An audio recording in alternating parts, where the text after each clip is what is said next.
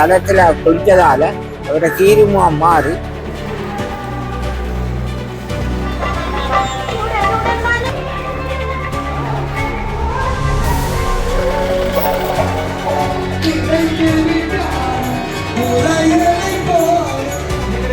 வணக்கம் உறவுகளே, இன்று நாங்கள் யாழ்ப்பாணம் கீரிமலை நகரேஸ்வரர் ஆலயத்தில் நிற்கிறோம்.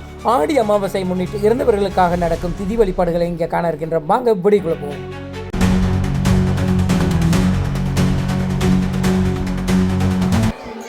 இப்போ பார்த்தீங்கன்னு சொன்னால் பிள்ளையார் வழிபாடு நடந்து கொண்டிருக்குது. ஆனால் இன்றைய நாள் நாங்கள் முதல்ல எங்கே போகணும்னு சொன்னால் கடற்கரையோரத்தில் குருக்கள் இருப்பாங்க, அவங்கள்ட்ட போயிட்டு தெப்ப போடணும். இந்த இடத்துல நிறைய குருக்கள் இருக்கிறாங்க. அவர்களில் ஒருத்தர்கிட்ட நாங்கள் எங்கட இறந்தவர்களுக்கான திதியை நாங்கள் செய்யலாம். முதல்ல பார்த்தீங்கன்னு சொன்னால் அவங்க எங்களுக்கு தெப்பை போட்டுவிட்டு எள்ளு கொடுத்து கடலில் போய் முழுகிட்டு வர சொல்லுவாங்க. நாங்கள் முழுகிட்டு வந்த பிறகு திதி பூஜைகள் நடைபெறும். பூஜையெல்லாம் முடிஞ்ச பிறகு குருக்களுக்கு நாங்கள் தட்சணையாக மரக்கறிகள், அரிசி, மற்றது பழங்கள், தேங்காய் இதுகளெல்லாம் வச்சு நாங்கள் கொடுக்கலாம்.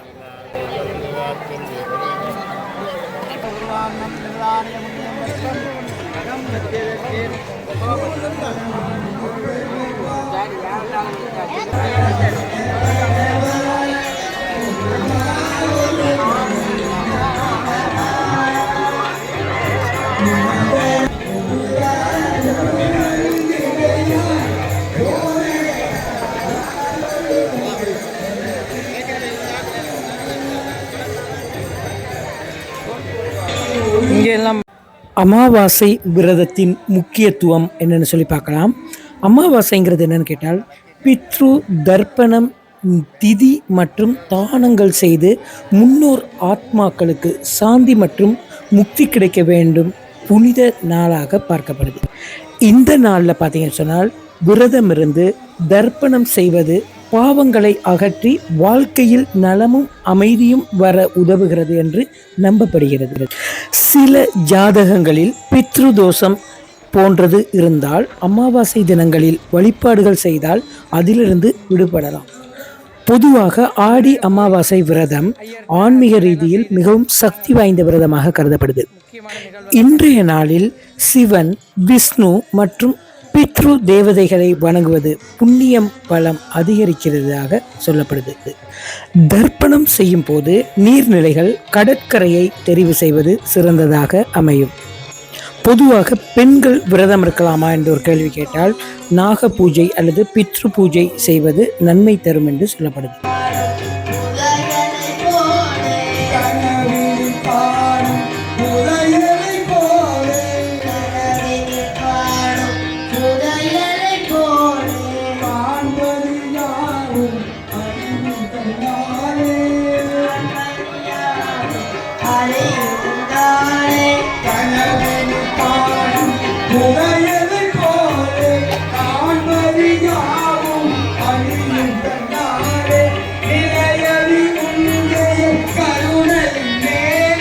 இன்றைய தினம் நெய் விளக்கு எந்த தெய்வங்களுக்கு ஏற்றப்படணும்னு கேட்டால் சிவன் அல்லது பித்ரு மூர்த்திகளுக்கு தான் ஏற்றப்படணும். இங்கே பார்த்தீங்கன்னா அதிக யாசகர்களை பார்க்கக்கூடியதாக இருக்கும். உண்மையிலே பிச்சை கொடுத்தால் பாவம் கழியும் என்பது பழமொழி மட்டுமல்ல, தார்மீக உண்மையும் கூட. ஆடி அமாவாசை என்பது முன்னோர்களின் தினம் என்பதால் யாசகர்களுக்கு கொடுப்பது அவர்களுக்கு தர்மம் செய்வதற்கே சமனாகும். தர்மம் செய்யும் வீட்டில் நோய்கள் குறையும், சுபகாரியங்கள் விரைவில் நடக்கும் என நம்பப்படுகிறது. எதை தொடங்குவதிலும் முதலில் விநாயகரை வணங்குவது வழக்கம். அமாவாசை நாளில் புதிதாக எந்த காரியமும் செய்யக்கூடாது என்றாலும் தியானம், பூஜை, ஜெபம் ஆகியவற்றை மிக பயனளிக்கக்கூடியதாக இருக்கும். இன்றைய தினம் விநாயகர் பூஜை செய்வதன் மூலம் வாழ்க்கையில் சந்திக்கும் இடையூறுகள், தடைப்பட்ட காரியங்கள், மனசஞ்சலங்கள் அகலும் என நம்பப்படுகிறது.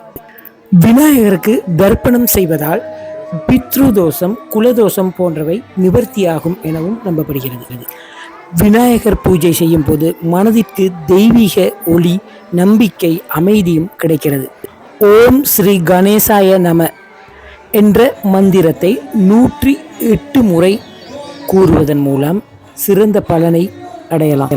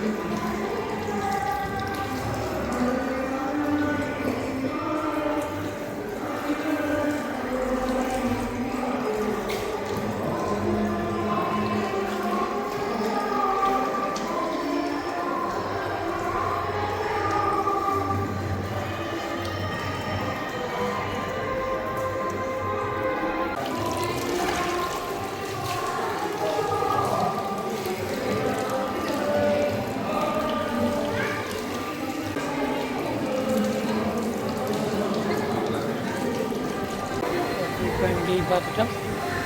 அடுத்து இன்னொரு இடம் பார்ப்போம்.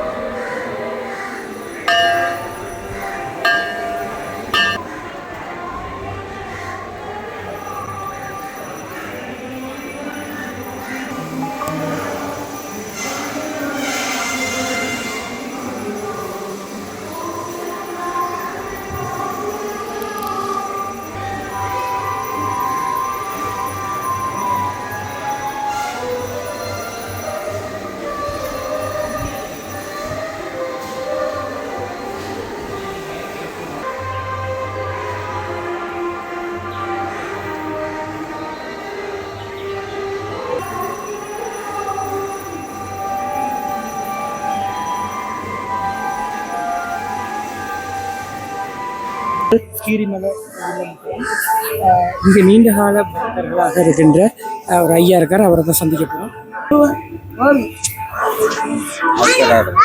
ஐயா வணக்கம். வணக்கம் ஐயா. உங்களோட பேர் என்ன ஐயா?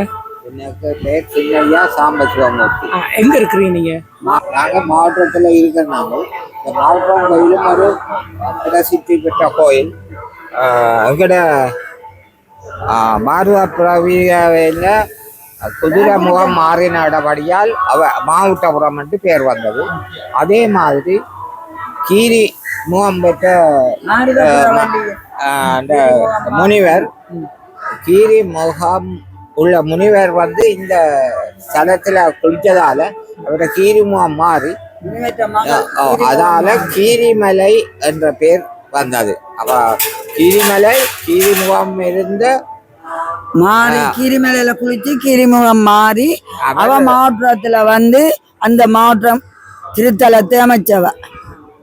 அவ கீரிமூலம் போது அழகு இல்லாம கீரிமுகத்தோட பிறந்தவ பெண்ணுருவத்தோட. இல்ல இல்ல, அது மாவட்டத்துல இது வந்து கீரி முகம் மாறின முனிவர். முனிவர் இல்ல, அவ மாரதபுர வள்ளிக்கு தான் கீரிமுகம் மாறி முனிவச்சம்மன் வந்து வேண்டு அவ அதுல போய் ஒரு தேவாலய கோயில் அமைச்சு அது அப்படியே வந்து பெரிய அதிசயமா இருக்கு.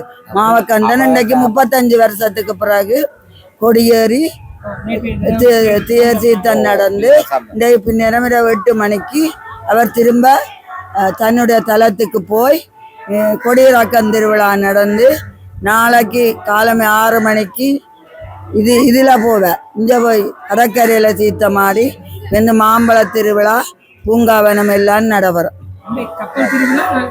கப்பல் திருவிழா நாளைய காலமே 6 மணிக்கு. சரி ஐயா. இது வந்து என்ன முனிவருக்கு காயத்ரி பீடம். இதுல இது அமைக்கப்பட்டது காயத்ரி பீடம்.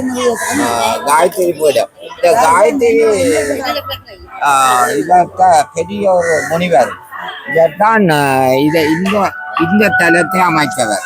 இதுல எத்தனையோ லிங்கங்கள் இருக்குது. பழைய காலத்திலிருந்து வழிபாடு செய்து பெரிய விமோசனம் பெற்ற இடம் இந்த கீரிமலையில இருக்கிற இந்த காயத்ரி பீடம். எவ்வளவோ தியானங்கள், பூஜைகள், அன்னதானங்கள் எல்லாம் இங்கே நடக்கும். வெகு சிறப்பாக நடக்கும். ஒரு புனிதமான தியான மண்டபமாக இது இருக்கு. பக்கத்துல சிவபூமி இருக்குது, அன்னதான படங்கள், சாகாலம். இப்படி கீரிமலை வெகு சிறப்பாக. இதுல வந்து உண்மையாக கீரி அவருடைய சின்ன தவறு கீரி முகம் மாறினபடியா தான் இதுல கீரிமலை என்று வந்தது. அங்க குதிரை முகம் மாறினபடியா தான் மாவட்டபுரம் என்று வந்தது. மாண்ட குதிரை. இது கீரி முகம் மாறினபடியா கிரி. இது பழைய காலத்தில இருந்து கீரின் சிறப்புமாக பக்தி பூர்வமாக இந்த பிதிர் கடன் செய்கிறதுக்கு தான் ஆடி அமாவாசையில இந்த ஒரு தலமாக நல்ல வரலாற்று சிறப்பு மிக்க இடம்தான் இந்த கீரிமலை.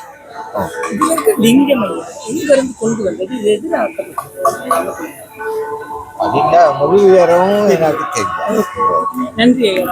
Okay, thanks. தயார்படுத்திருக்கிறாங்க.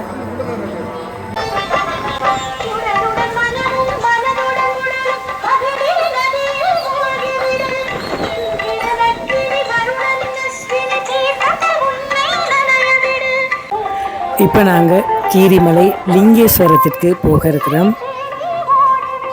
வீதியில் பார்த்தீங்கன்னு சொன்னால் நிறைய கடைகள் இருக்குது. வடக்கடை வந்துருக்கு இந்த இடத்துல.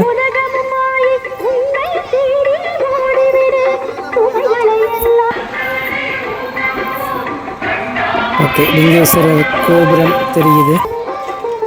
ஓகே, கோவிலுக்கு இந்த வாசலுக்கு வந்துட்டேன். உள்ளே போக போகிறோம்.